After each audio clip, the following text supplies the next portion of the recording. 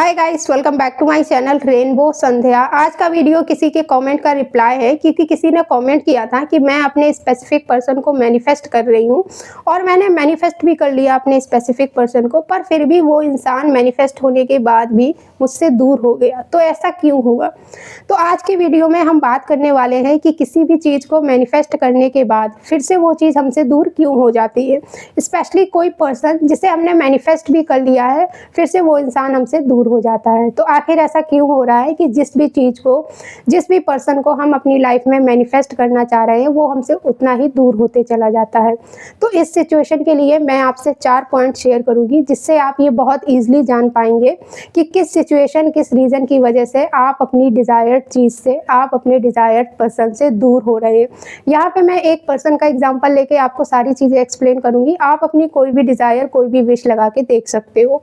तो सबसे पहला रीज़न तो यही है कि यूनिवर्स आपके बिलीव को चेक करता है कि आपका यूनिवर्स पे और अपनी डिज़ायर्ड चीज़ में कितना बिलीव है।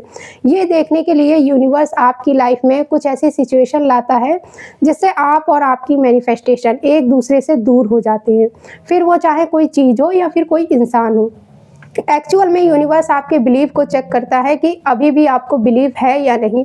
और जब आप इस टेस्ट को पास कर लेते हो तो फिर एक दिन आप और आपकी मैनिफेस्टेशन एक दूसरे के साथ हो ही जाते हैं, एक दूसरे से मिल ही जाते हैं। अब लेकिन ऐसा भी ज़रूरी नहीं है कि आपके बिलीव का टेस्ट इसी तरीके से लिया जाए।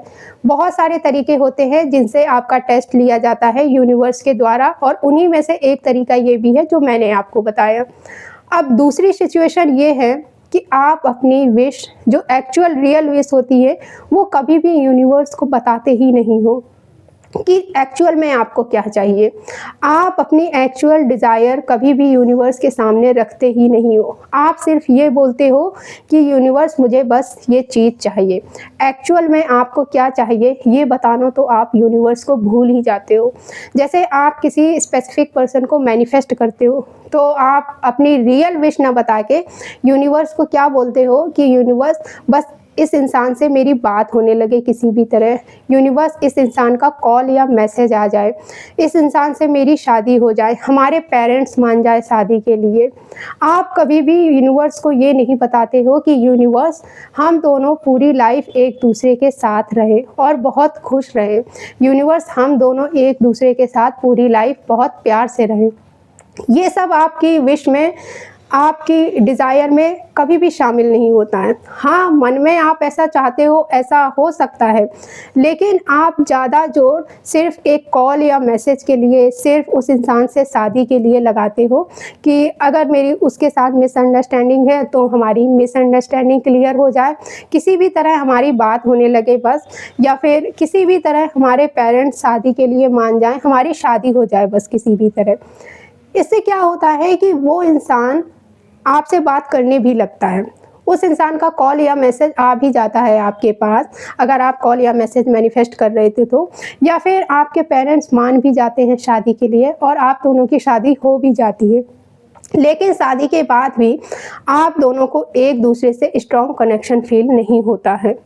तो ये भी एक रीज़न होता है कि जब आप किसी पर्सन को मैनिफेस्ट करते हो तो मैनिफेस्टेशन के बाद भी वो पर्सन आपसे दूर क्यों हो जाता है।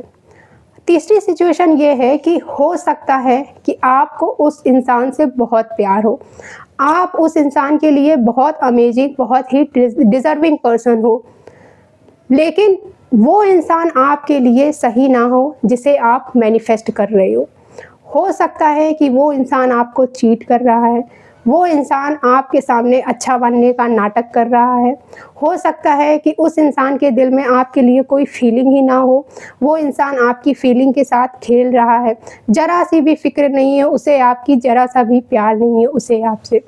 तो इस केस में भी वो डिवाइन एनर्जी, यूनिवर्स आप दोनों को एक बार मिला तो देता है पर बाद में अलग कर देता है। ऐसा इसलिए करता है ताकि उस इंसान का रियल फेस आपके सामने आ सके, यूनिवर्स उस इंसान का असली चेहरा आपके सामने ला सके और आपको ये बता सके कि आप कितनी बड़ी गलती कर रहे हो।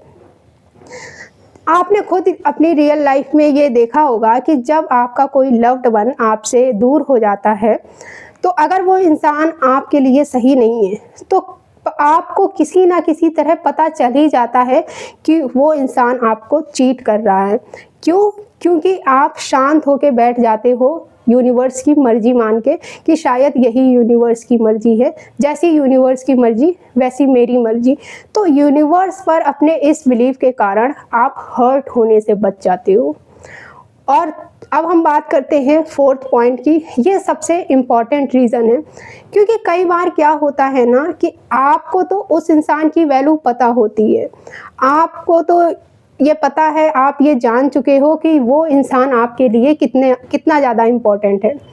लेकिन कई बार ऐसा होता है कि सामने वाले इंसान को आपकी वैल्यू पता चले तो यूनिवर्स कुछ टाइम के लिए उस इंसान से आपको दूर कर देता है, ताकि उस इंसान को ये एहसास हो सके कि आपकी इम्पोर्टेंस क्या है उसकी लाइफ में, आप कितने इम्पोर्टेंट हो उसकी लाइफ में। क्योंकि ये चीज़ ना किसी भी इंसान को तब तक फील नहीं होती है जब तक वो आपसे अलग नहीं होता। तो ये रीज़न भी है, ये भी हो सकता है कि जब आप किसी पर्सन को मैनिफेस्ट करते हो तो वो इंसान कुछ टाइम के लिए तो आपकी लाइफ में आता है और फिर दूर हो जाता है। दूसरी चीज़ इसी से रिलेटेड ये है कि कई बार ये भी होता है कि जब चीज़ें हमारे पास होती हैं, हमारी लाइफ में होती हैं, तब हमें उन चीज़ों की, लोगों की वैल्यू नहीं होती है। हम खुद लोगों की वैल्यू नहीं करते हैं। तो हो सकता है कि वो इंसान तो आपके लिए सही है, लेकिन आप उस पर्सन की वैल्यू नहीं कर रहे हो। तो यूनिवर्स आपको उस पर्सन की वैल्यू सिखाने के लिए आप दोनों को एक दूसरे से अलग कर देता है। मतलब यूनिवर्स आप दोनों को एक दूसरे की वैल्यू समझाने के लिए ऐसी चीज़ों को क्रिएट करता है, सिचुएशन बनाता है, ताकि लास्ट में आपको खुशी मिल सके और आप खुश हो पाए। जब आप यूनिवर्स पर पूरी तरीके से बिलीव करते हैं ना, अपना पूरा फेथ यूनिवर्स पे बनाए रखते हैं, तो फिर आप किसी भी सिचुएशन में ना तो हार सकते हो और ना ही आप कभी दुखी हो सकते हो। ये मैं अपने पर्सनल एक्सपीरियंस से बता रही हूँ। सो आई होप कि आपको आपका आंसर मिल गया होगा। सो ये था आज का वीडियो। मिलते हैं हम फिर नेक्स्ट वीडियो में। Thank you for watching this video. Take care, bye.